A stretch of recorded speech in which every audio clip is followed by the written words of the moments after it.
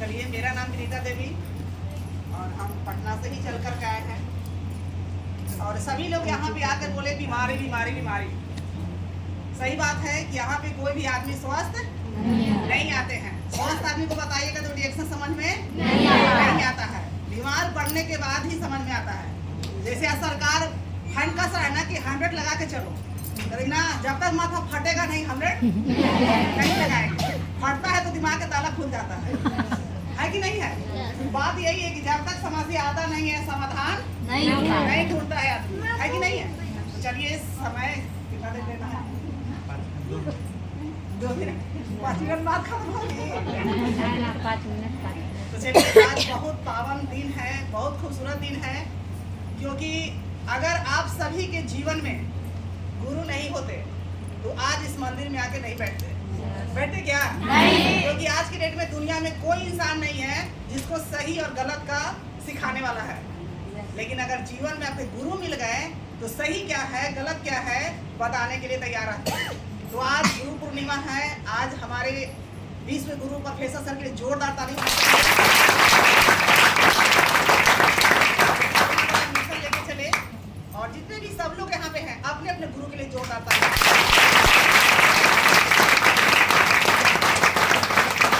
गुरु नहीं होते तो आज सभी लोग को अपनी कहानी नहीं बनता।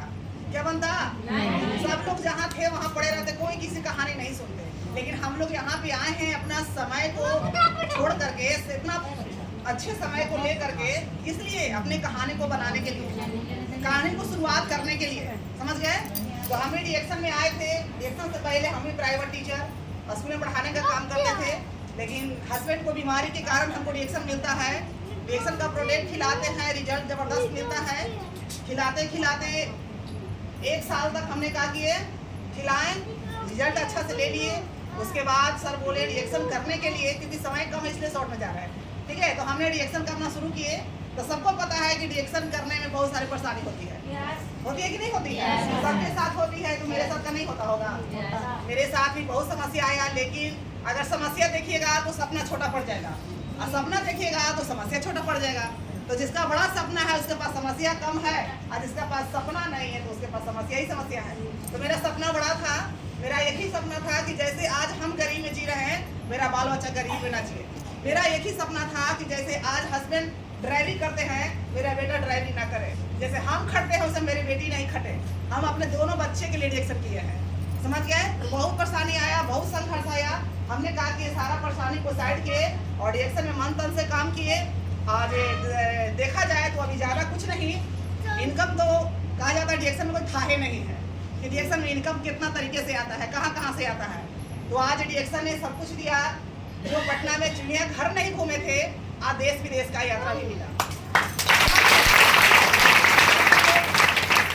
साइकिल नहीं खरीदने का औकात था, आज रिएक्शन की वजह से 4 व्हीलर भी है। जो कि बेटा के वो साइकिल नहीं दिला पाते थे, ज़्यादा नहीं 4-5 महीना पहले बेटा के 3 लाख का बाइक भी दिलवाए हैं। तो इसे कौन सा देता है? उसके बाद अपना तो सपना पूरा कर ही रहे हैं। अब सपना क्या है? टीम का सपना पूरा करना। तो मेरा एक ही लक्ष्य है, जैसे मेरा सपना पूरा हुआ है, जैसे मेरे टीम का सपना पूरा हो, यही लक्ष्य के साथ हम लोग काम कर रहे हैं और आगे बढ़ रहे हैं। सभी लोग आगे बढ़िए और रिएक्शन को मन तन से कीजिए, क्योंकि रिएक्शन से अच्छा दुनिया में कोई बिजनेस नहीं है, समझ गए?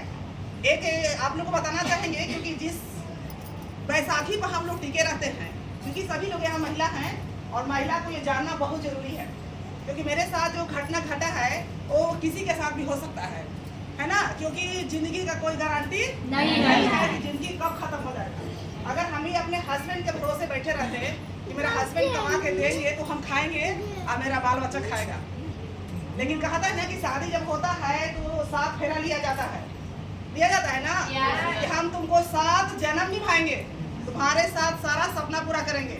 लेकिन आज गारंटी नहीं है, 7 जन्म तो छोड़ दीजिए, 7 दिन भी नहीं बिता सकते हैं।